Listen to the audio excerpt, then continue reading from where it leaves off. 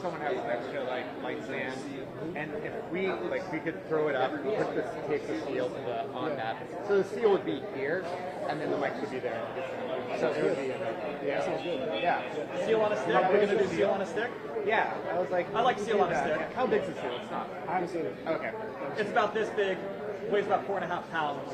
So you can gap it. It'll be fine. Yeah. Do we have an extra one just in case? We have one ready? Just in Yeah, case. if anyone If they agree with it. I don't know if they agree with it now. If they just have it ready, so if they agree with it, then we can move forward quickly. Okay. Good? Yeah.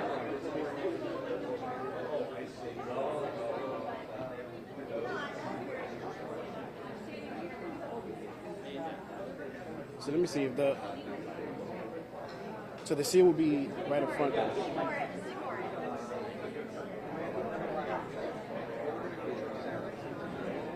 So I think The lady that's center stand. Those guys.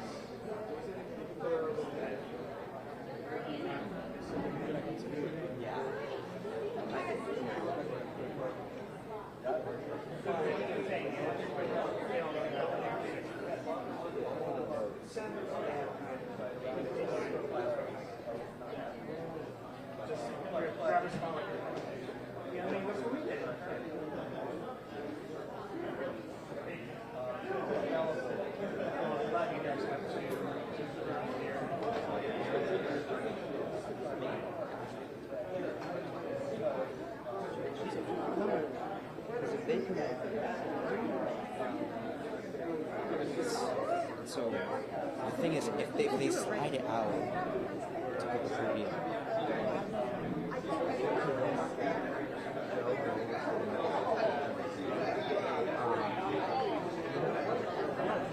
if we can put the sign on the thing, right? But I do wonder if he's going to want somewhere to put these. Right. Yeah, that's the question. I mean, another option could be to, if we had like a slimmer stand, like an orchestra stand, like this, right here. He's my height. He's about your height. having his nose in his hand, like on a podium, so there's no way at all. I mean, you can. It's not going to look easy. You know what I mean? Yeah. So that's what they're I mean, essentially, that's what I see, because you literally, they would have to break Which is like a weak concern. I mean, or the small one right in front of it. I don't have any, they'll be able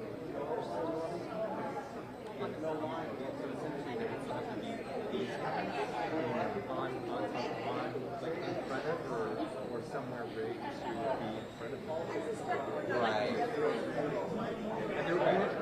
As far as you know, everything's going to be on schedule around 4. He's here.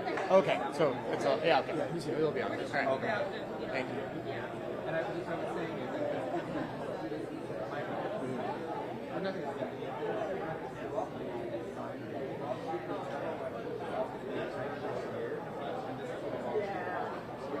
Right. I was just wondering if you want like a stick. You can look back at that probably. No, I appreciate that. If we move those, he's not taking it. I got And have to put him off to the side here for his notes. Because that's not. Maybe, yeah, we can ask. I think an option could be to just where there are the fuse cameras on this side. So if we put a podium right here, the podium here for his notes, and then I don't know if they have an issue with that. It's the same height as this.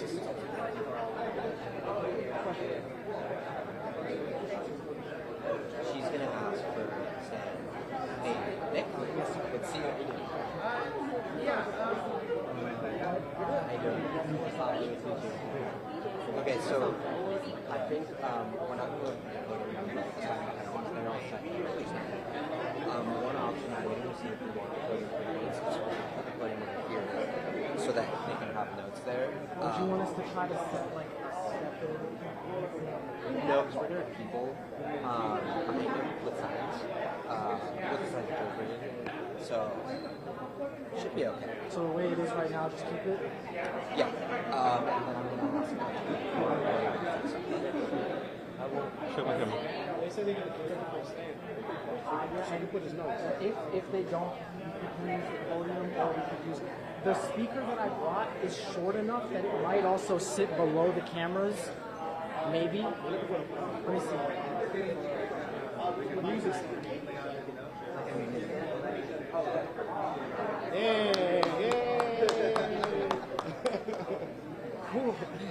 I think we're set.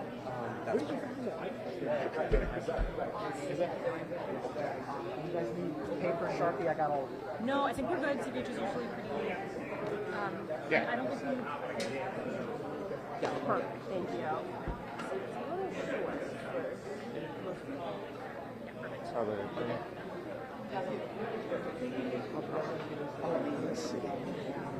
Should be alright. Yeah. I think this should be okay. Should I do it? Does anyone want to test, like a mic test, to see if this is okay? Yeah.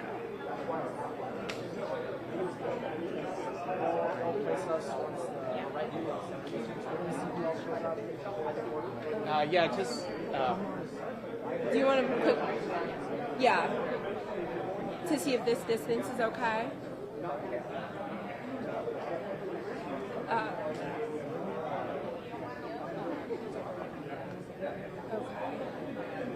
So let me know when you guys are ready. Testing, testing, 1, 2, 3. Testing, testing, 1, 2, 3. Testing, testing, 1, 2, 3. Testing, testing, 1, 2, 3. Testing, testing, 1, 2, 3. Testing, testing, 1, 2, 3. Testing, testing, 1, 2, 3. You're good? Okay. What did you get? Testing, testing, 1, 2, 3. Perfect.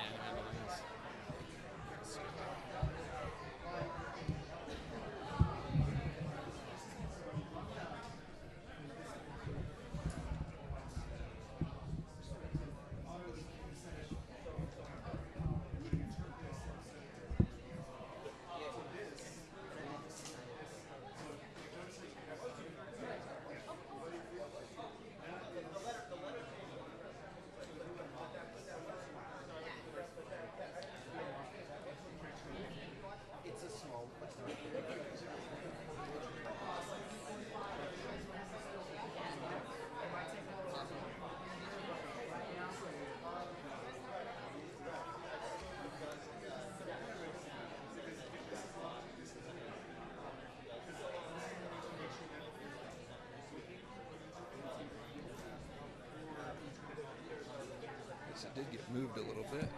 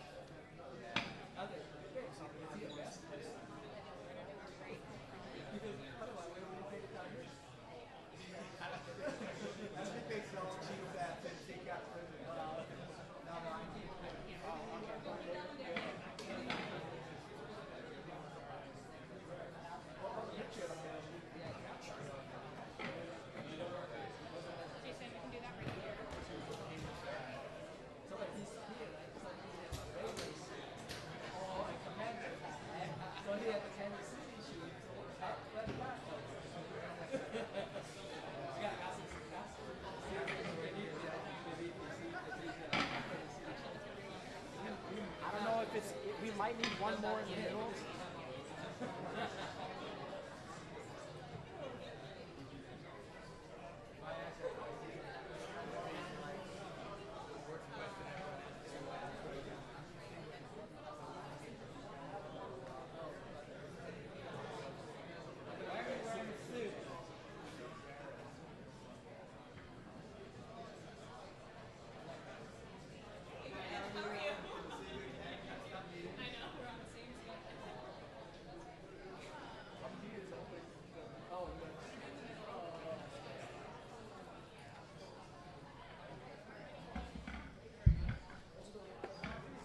All right.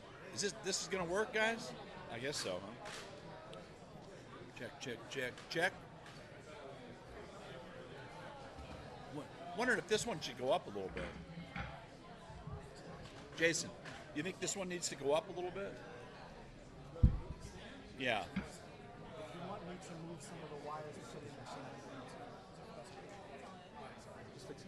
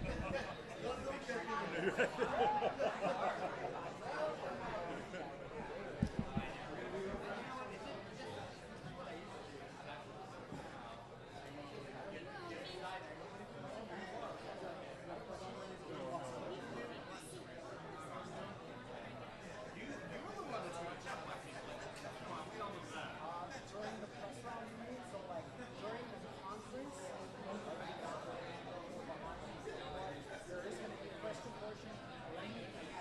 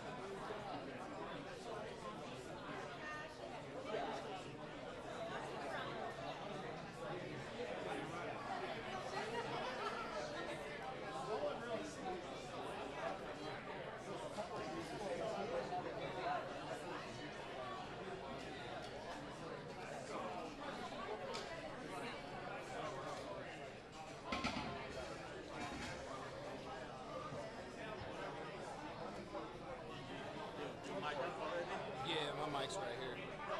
It's this one right here. You want me to swap it out, or you want to use yours? I'm just gonna use yours. Okay. All right, go ahead. It's the brown wire.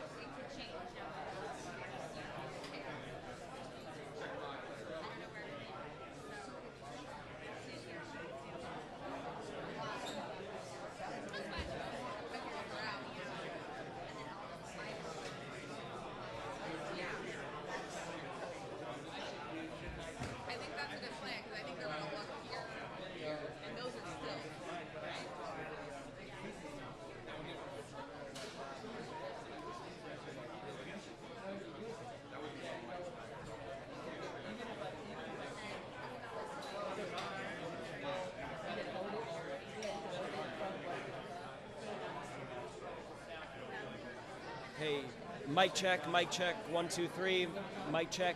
I'm not with his team. I'm with one of the cameras. Anyone, mic check, 1, 2, 3, mic check, mic check, mic check. Testing, testing, testing. Testing, testing, testing. Mic check, mic check, mic check. Mic check, mic check. Testing, testing, testing. Mic check, mic check, mic check. Talk, talk, talk. Mic check, mic check. I'm still talking until I get thumbs up from everyone. Waiting for thumbs up from everyone. Waiting for thumbs up from everyone. I'm almost there. Just one or two more people. Thumbs up. Certain to green. All right.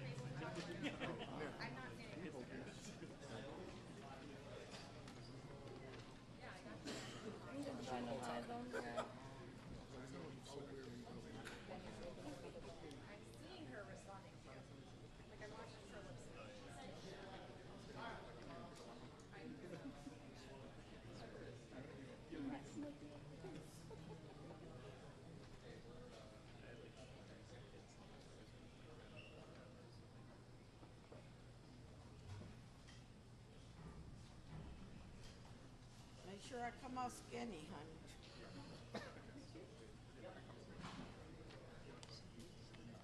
It's like not an easy shot because she has to be in position for the presser to begin at 4 on the dot. And if he starts at 4, she's got to dump out.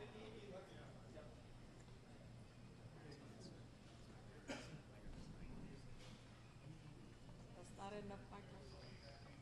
Okay, can you call her active producer that's standing next to her?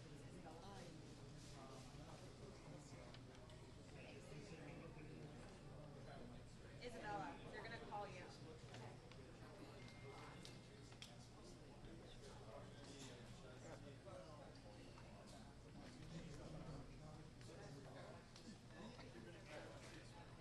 Mom, is that you? Is that noise in the background?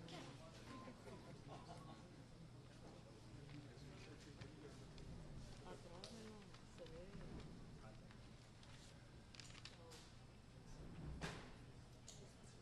They should be.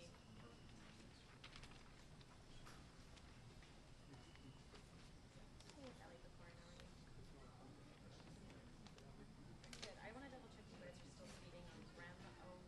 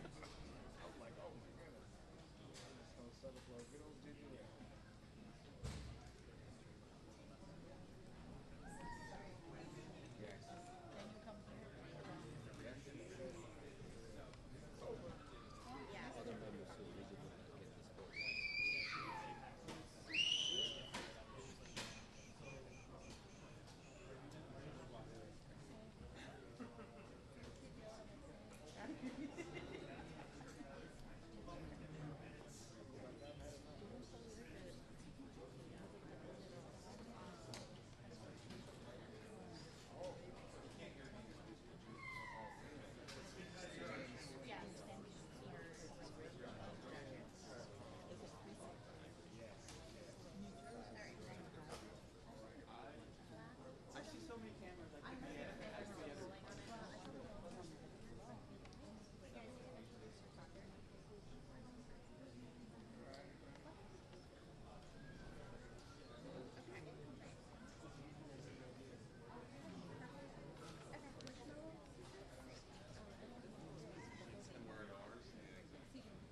Hi, I can hear you. How are you? I'm good. Well, we didn't get Van Hollen. We landed, but we're not sure.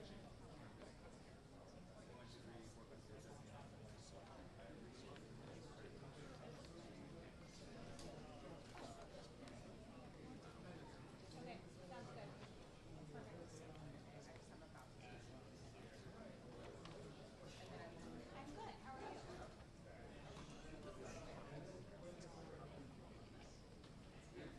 Can you walk me? Can I walk you through a couple of situations and you tell me like? So there's a world in which like maybe this press conference.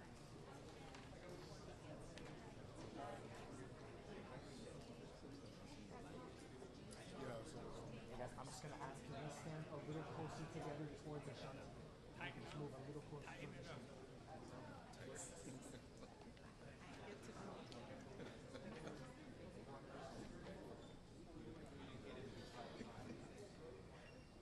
And then if he shows up, she's supposed to decide.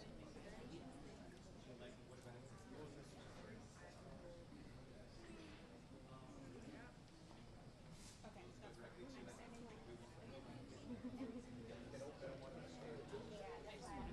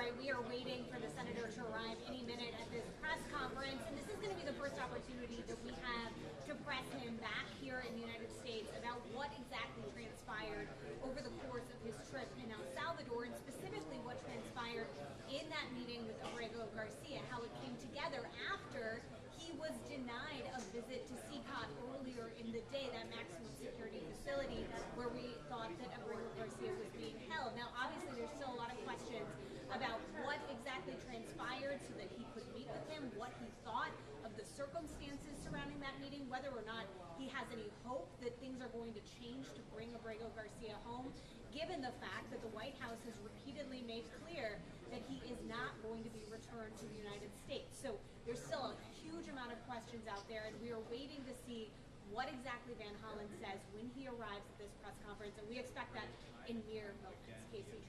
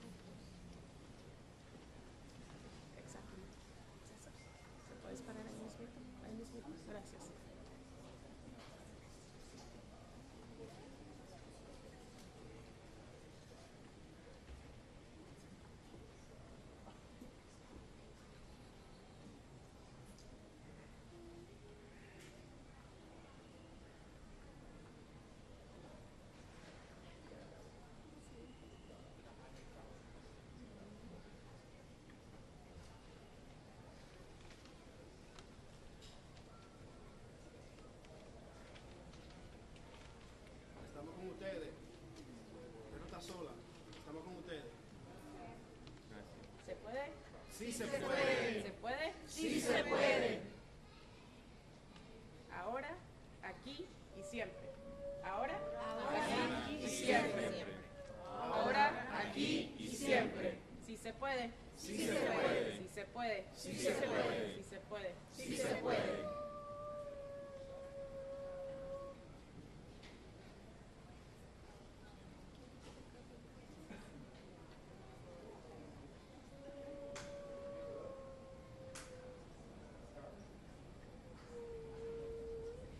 El pueblo unido jamás será vencido. El pueblo unido Jamás será vencido. The people united will never be defeated. The people united Will never be divided. El pueblo unido Jamás será vencido. El pueblo unido Jamás será vencido. ¿Se puede? Sí se puede. ¿Se puede? Sí se puede. ¿Se puede? Sí se puede.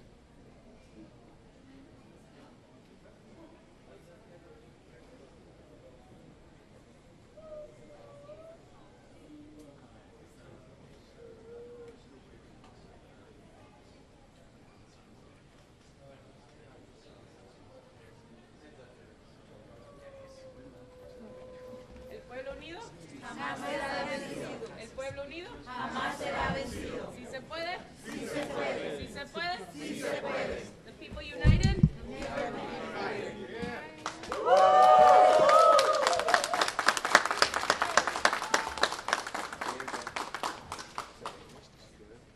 Si se puede. Sí se puede. Si se puede. Sí se puede. El pueblo unido Jamás será vencido. El pueblo unido Jamás será vencido. It's good to be home.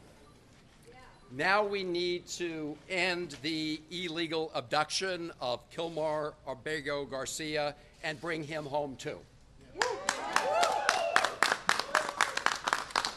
We're joined by his wife, Jennifer, by his mother, Cecilia, by his brother, Cesar, and thank all of the rest of you who are joining us in solidarity with the Constitution and Kilmar. Look, I'm a little sleep deprived, and I want to be as clear as possible about what this is about and what it's not about. So I'm going to read the remarks that I wrote on the plane ride home. As the federal courts have said, we need to bring Mr. Abrego Garcia home to protect his constitutional rights to due process. And it's also important that people understand this case is not just about one man. It's about protecting the constitutional rights of everybody who resides in the United States of America. If you deny the constitutional rights of one man, you threaten the constitutional rights and due process for everyone else in America. Yes. The Fourth Circuit put it very clearly in its strong opinion yesterday, and I quote, "It is difficult in some cases to get to the very heart of the matter, but in this case, it is not hard at all.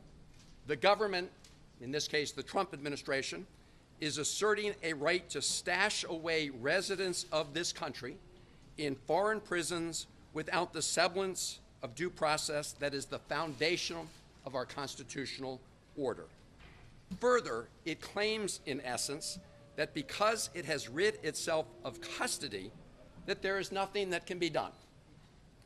This should be shocking not only to judges, but to the intuitive sense of liberty that Americans far removed from the courthouses still hold dear." They summed up the issue at stake perfectly. And that's why the Supreme Court, in a 9-0 decision, ordered the Trump administration to facilitate the return of Mr. Abrego Garcia. Now, the Trump administration wants to flat out lie about what this case is about. They want to change the subject. They want to make it about something else. And they are flouting the orders from the Federal District Court, the Fourth Circuit Court, and the Supreme Court to facilitate his return. That's why I traveled to El Salvador, leaving here on Wednesday. And I want to express my gratitude to members of my family and members of my staff who agree that we all must be prepared to take risks because of the current risk to our Constitution itself. In addition to having a variety of discussions on bilateral issues between the United States and El Salvador, I had two main goals.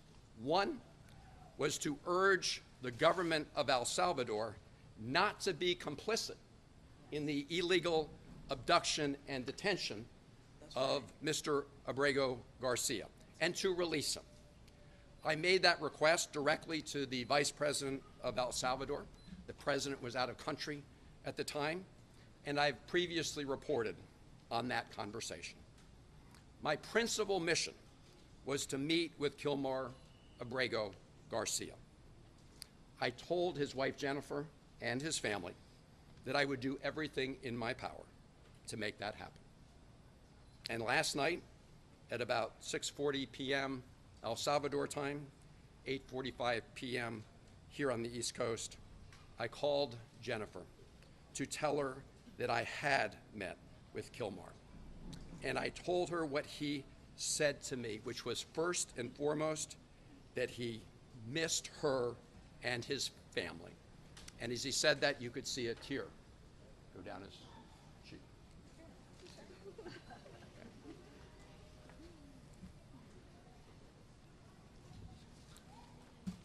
Now, getting a meeting with Kilmar was not easy. On Wednesday, I met with the Vice President of El Salvador and asked if I could meet with him. The answer was no. I asked if I returned the following week whether I could meet with him. The answer was no. I asked if I could call him on the phone. The answer was no. I asked if his wife Jennifer could call him on the phone. The answer was no. No to his wife, no to his mother, no to his lawyers. So the following day, which was yesterday, I decided to give it another try by driving to Sikot. Sikot is the notorious prison where Kilmar was taken when he was abducted. I was accompanied by a lawyer for Kilmar's wife Jennifer and mother Cecilia, Chris Newsom. About 3 kilometers outside of Sikot, we were pulled over by soldiers. You could see the rest of the traffic was allowed to go by. We were pulled over by soldiers and told that we were not allowed to proceed any farther. When I asked why, I was told that they had orders not to allow us to go any further. When I asked them if they knew anything about the condition of Mr. Abrego Garcia, they said no. And so much later in the afternoon, I was actually getting ready to catch a plane out of San Salvador back here later yesterday evening. And all of a sudden, I got word that I would be allowed to meet with Kilmar Abrego Garcia. And they brought him to the hotel where I was staying. And after that meeting, as I said, I called his wife, Jennifer, to report on some of the news of that meeting. And now I'm going to report to all of you about our discussion. When I told him that his wife and family sent their love and were fighting for Kilmar's return home every day, he said that he was worried about all of you. That was his response. How are you dealing with this horrible ordeal and nightmare for the family? He said that thinking of you, members of his family, is what gave him the strength to persevere, to keep going day to day, even under these awful circumstances. He spoke several times about your 5-year-old son who has autism. 5-year-old son who was in the car in Maryland when Kilmar was pulled over by U.S. government agents and handcuffed. His 5-year-old son was in the car at that time. He told me that he was taken to Baltimore first. I assume that was the Baltimore Detention Center. He asked to make a phone call from there to let people know what had happened to him. But he was denied that opportunity. He said he was later taken with some others from Baltimore to a detention center in Texas.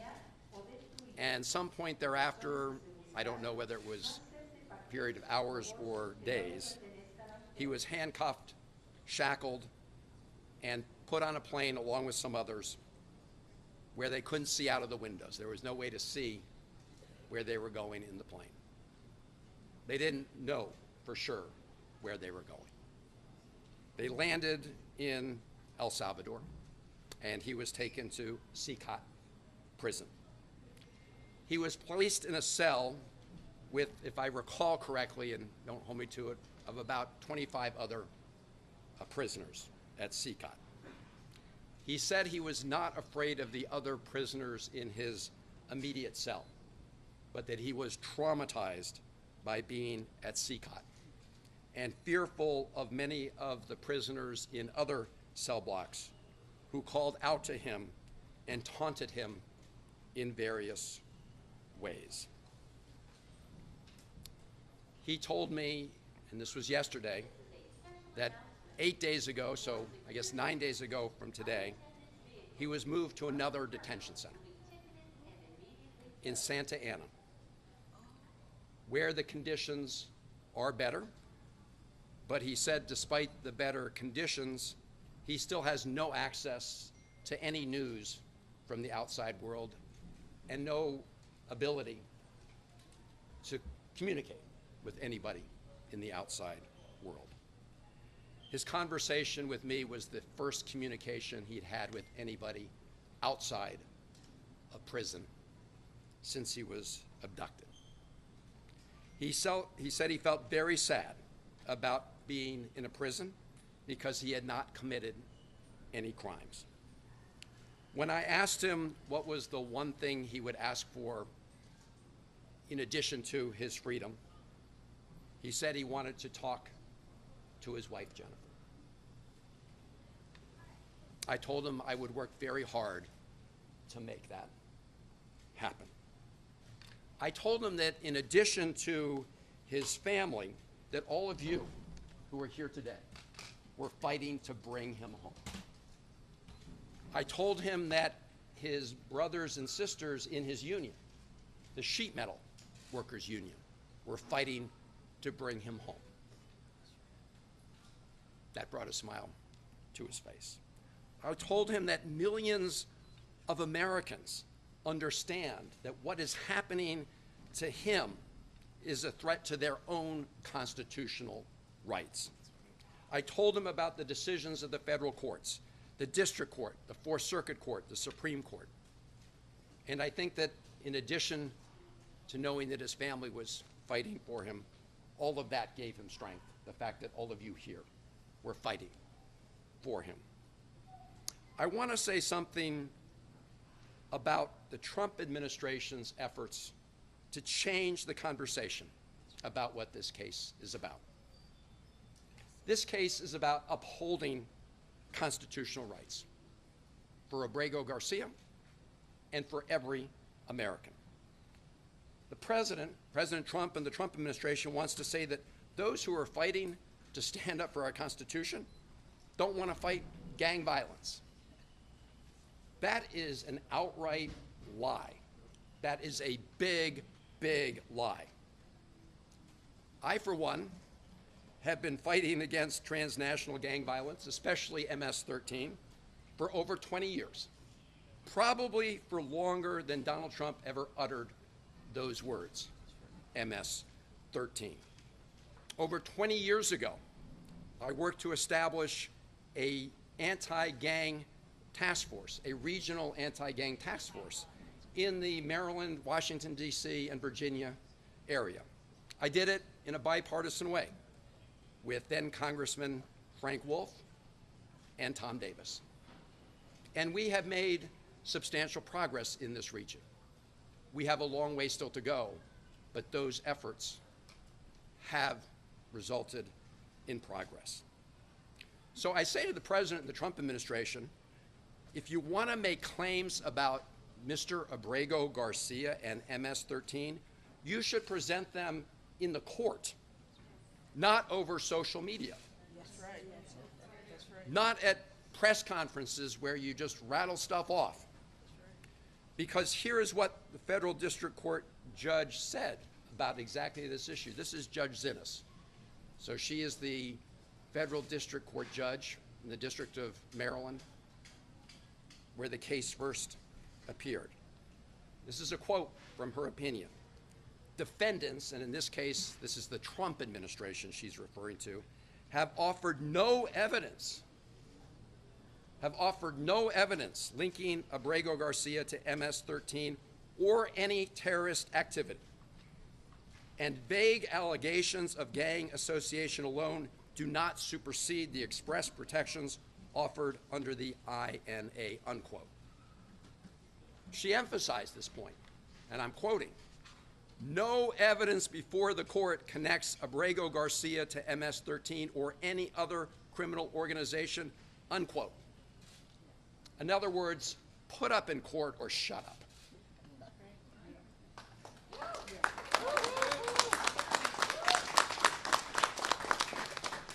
What the Trump administration did admit in court was that Kilmar Abrego Garcia has been mistakenly detained.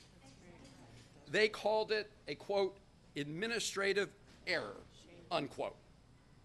An administrative error that has resulted in him being abducted off the streets of Maryland and put into prison in El Salvador, that has deprived him of his personal freedom and liberty.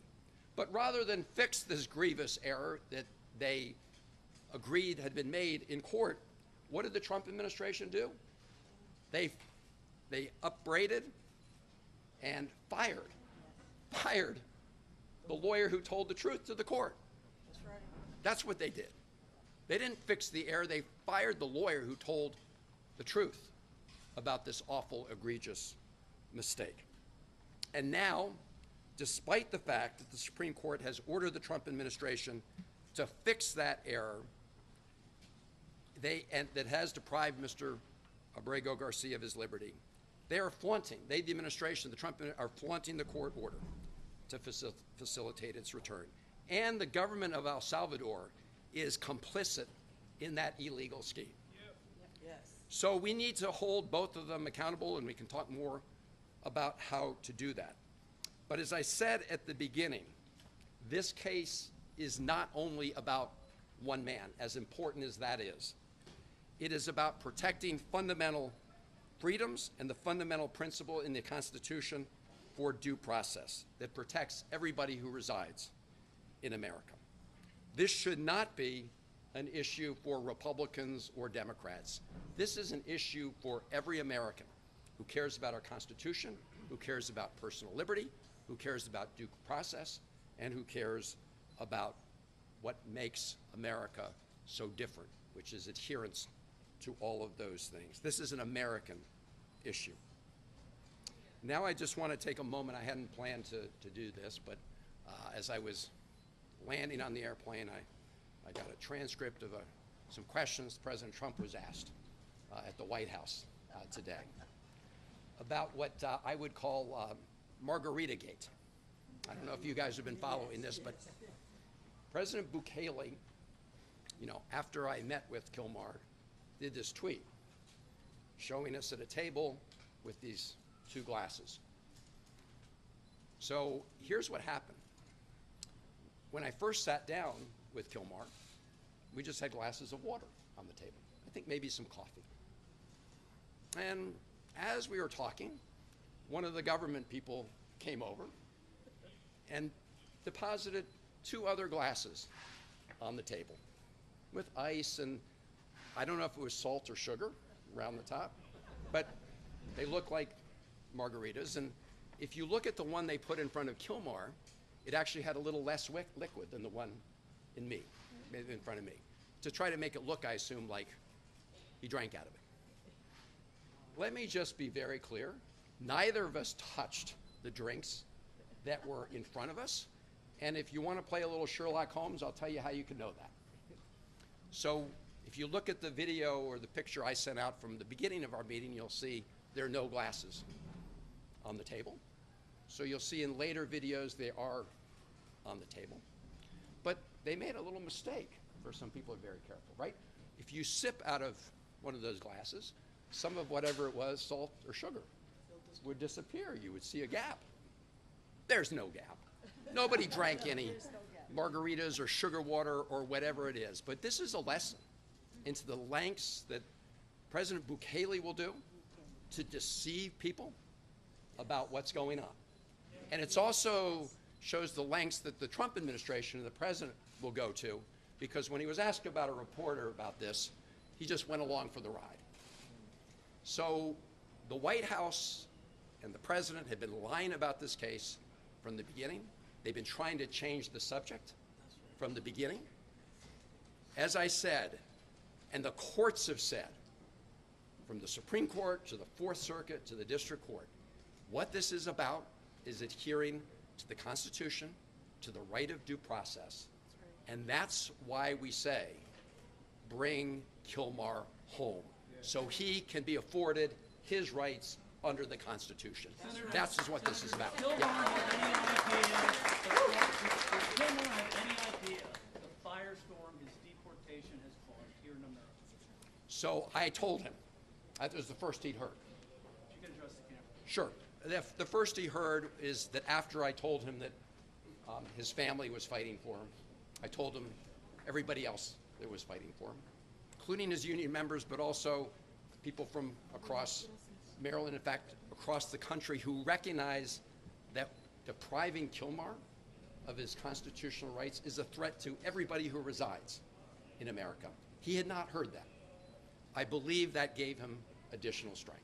Senator, what did Abrego Garcia say that the officials in El Salvador told him about why he was sent to that prison and how long he would be there? They haven't told him anything about why he was sent. Or how long he would be there? They didn't tell him anything about that. And In fact, I asked the vice president exactly that question. You know, why is he here? Is he violating any laws in El Salvador? Do you have any proof that he's committed a crime? No. Why is he here? Because the Trump administration is paying us to keep him here. Did he say what he heard from other migrants that were also there, that were also deported to that prison? Did what? I'm sorry. Did he say what he had heard from others who were also deported to that prison? He did not know about what was happening in the outside world. And let me just say, at CCOT, I want to be really clear. At CCOT, they don't let any of the prisoners have access to the outside world. That's one of the conditions, one of the notorious parts of that prison, which, by the way, is a blatant violation of international law, as I said when I was. You're the first person that can see a person that was in Secot and that left Secot even for a few minutes. What did he say about how it is being there? Because he's the first prisoner from Secot that was outside, ever. Oh, I think I said, I mean, he said what he said was that it was his best guess that most of the cells were packed with about 100 people. I asked him why. He said when they take roll call during the day, people have to call out their names from different cells. As I said, in his cell, I believe there were about 25 people until he was moved. But as I said, while he wasn't fearful of the other prisoners in his own cell, he was fearful about the taunts that he received from other prisoners in CCOT. Go here and then here, sorry.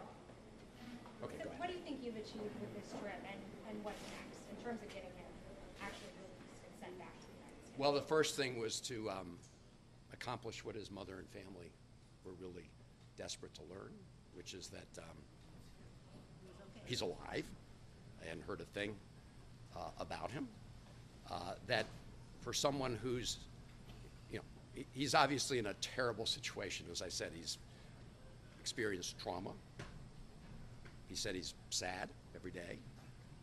But I think this persistence resulted in having this chance to meet with him, to begin to get a little bit of his story. And I think it is the first step to ultimately bringing him home as the Constitution requires. Go here. Did you have a sense of his health, his well-being? Did you get any indication that he had been abused? I did not get that sense. Look, you never know, but I asked him if he was okay. He said yes. He said he has I think a blood pressure condition. He has seen a doctor. So, on a very cursory examination, he appeared okay. Now, I will say, just to be clear, there was some negotiation about the terms of this meeting, and we were kind of surrounded by video cameras. So I do want to say that was the setting he was in. I should also just say, I'd mentioned the fake Margarita scandal. They actually wanted to have the meeting by the side of the pool, right, in the hotel. Just, right. I mean, this is a guy who's been in CCOT. This is a guy who's been detained. They want to create this appearance that life was just lovely for Kilmar, which of course is a big fat lie. Yeah. Have you been having any conversations over the course of the last 48 hours? I know you've been busy in El Salvador with Trump administration officials. Was there any indication, maybe with the administration, that they were more flexible than what they were saying publicly? I have not. I did have a meeting with folks at the American Embassy there, and I really want to applaud them and every member of the Foreign Service and State Department in El Salvador and everywhere around the world. I co-chair the Foreign Service Caucus, and I have a deep appreciation for what they do.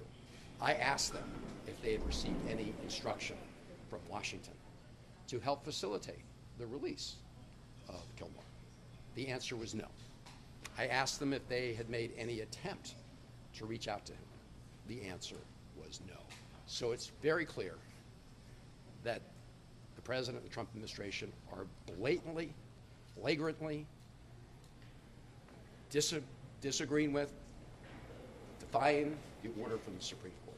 Senator, can you talk about who from the Salvadorian government contacted you to facilitate this meeting? You mentioned that there were terms associated with the meeting. Were you told not to reveal any details from the meeting until you came back to the United States? And were you at all concerned for your safety in and around this meeting taking place or at any point during your time in El Salvador? So I was not concerned about my safety at this meeting. And I will say, obviously there's a lot of uncertainty when you're approached by soldiers and have your car pulled over to the side of the road and told you can't go any further.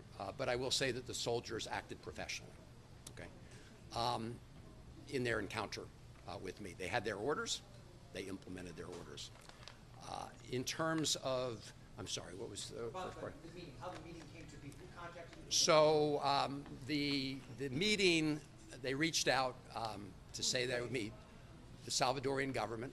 Look, in El Salvador, everything happens because Bukele says it could happen. And if you look at the video he sent out right afterwards with the fake margaritas, you can see that all of that was a setup, okay?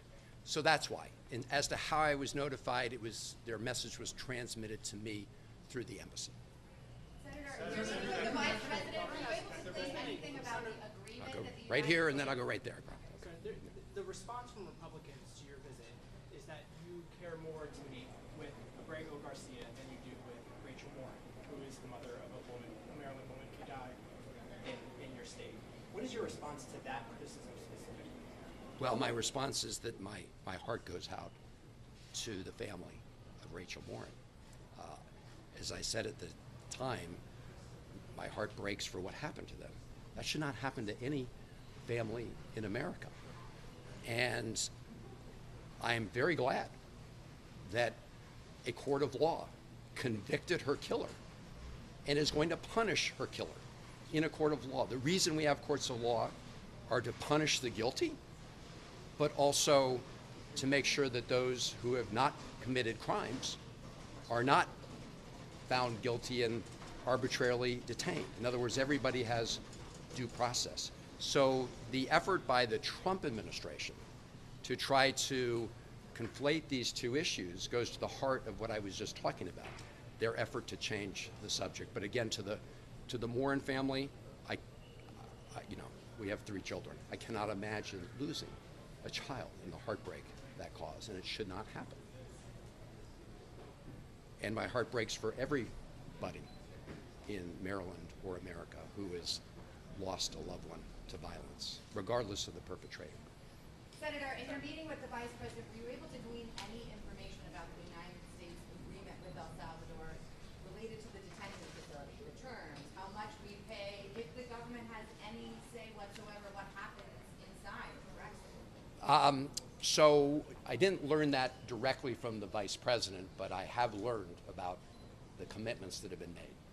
So the Trump administration has promised to pay El Salvador $15 million to detain these prisoners, including the illegally abducted Kilmar.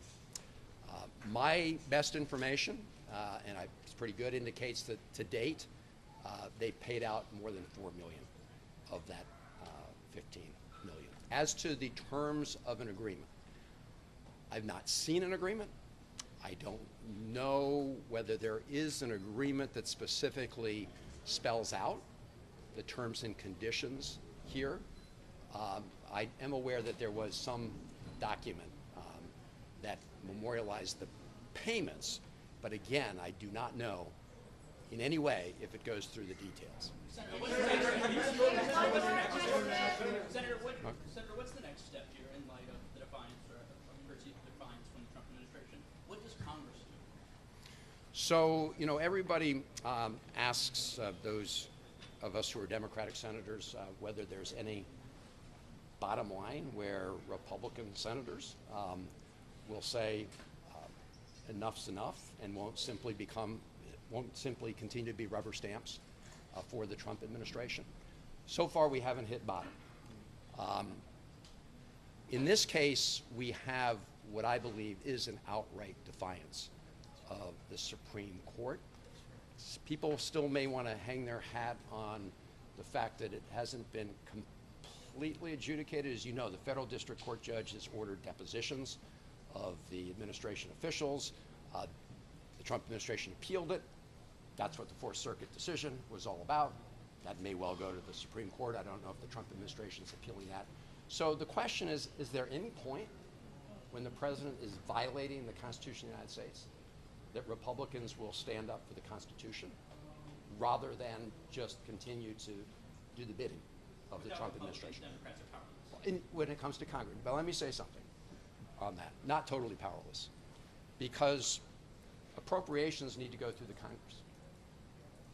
And that $15 million, you can be sure we're going to be looking for where it is, because that wasn't authorized in previous appropriations. We're operating under a continuing resolution. Now, they may try to pretend they can transfer that, but there's some indication that they were planning anyway, until now, to make that as part of their request.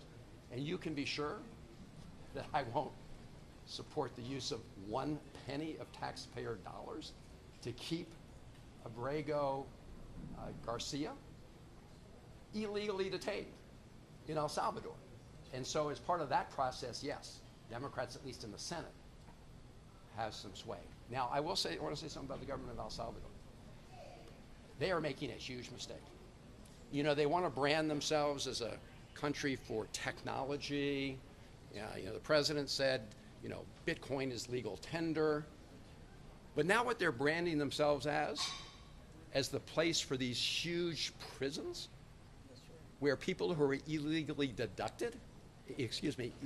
abducted are warehoused. That is not a good look. There are also other things Americans can do with respect to economic pressure on El Salvador.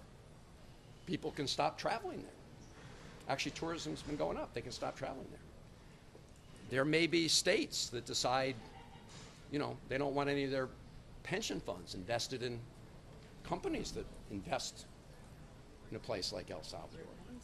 So there are many things that can be done, and I just urge the president of El Salvador, the vice president of El Salvador, to rethink whether they want to become the place that just gets paid off for being complicit in this illegal scheme.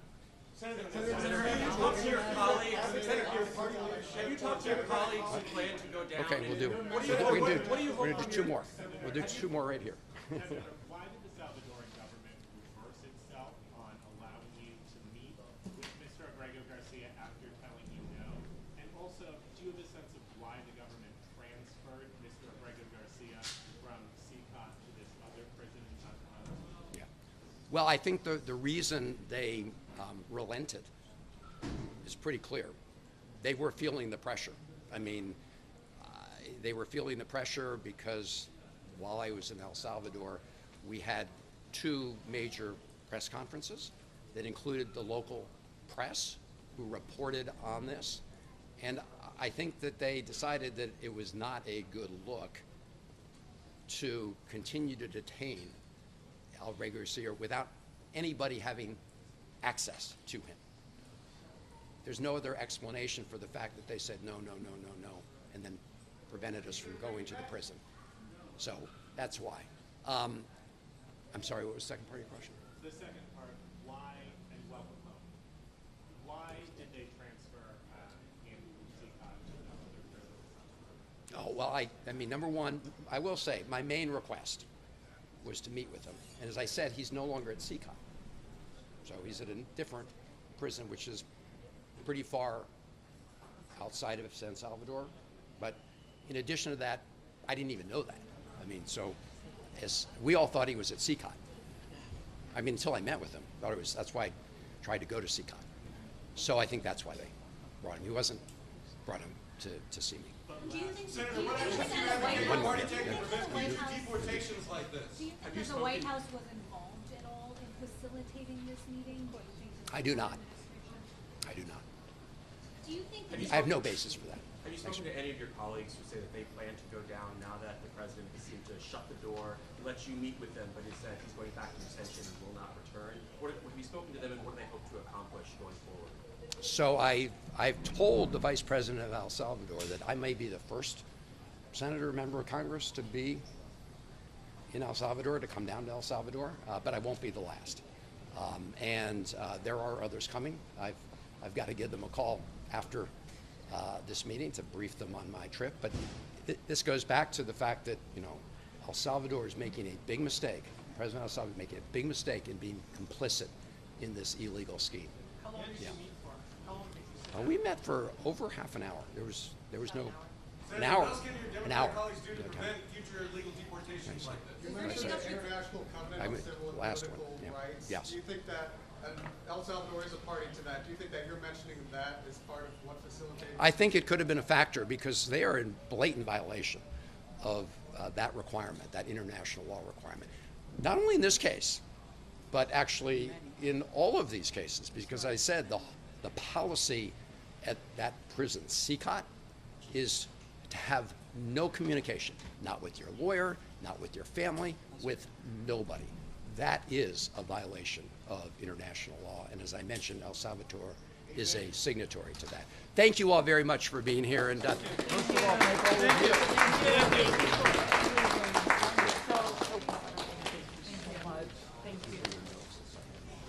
okay. You were busy. No. I don't want to bother you. Thank you. I was going to come back.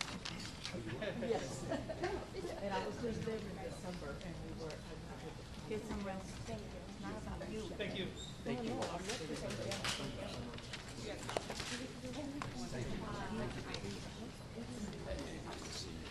don't know, but I don't know. Over there, because I went over there.